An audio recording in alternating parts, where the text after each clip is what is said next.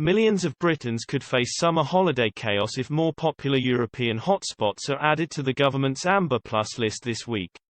Travelers returning from countries already on the list, including France, must self-isolate for 10 days even if they are double-jabbed.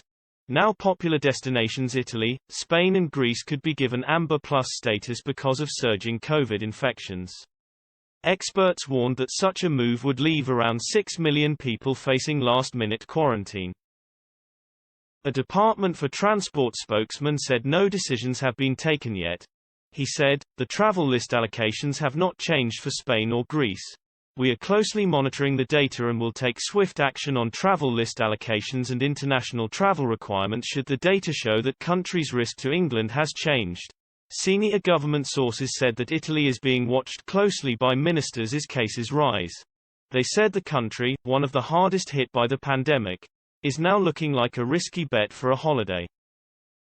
Spain and Greece are both in the middle of a third wave of infections and could also be moved up to Amber Plus.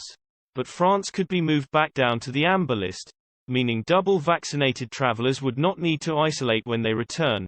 At the next review, due on August 5, following a huge cabinet row, the government's decision to place France on the Amber Plus list came amid fears of a rise in Beta variant COVID cases that could evade some vaccine protection.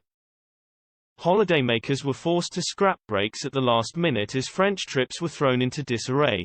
Both Health Secretary Sajid Javid and Jonathan Van Tam, the Deputy Chief Medical Officer, are understood to have pushed the Prime Minister hard for France to be classified as Amber Plus. Meanwhile, a minister has apologized for delays at the borders after travelers complained about total chaos at airports as schools closed and summer holidays began.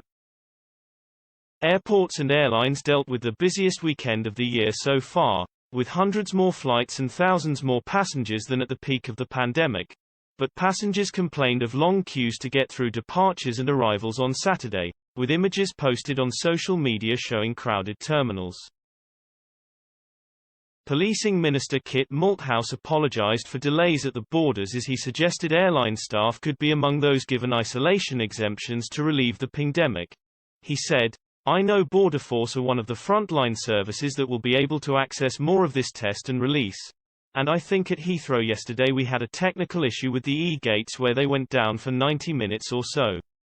That caused a problem and I'm very sorry about that, and I'm sorry for the people that were inconvenienced."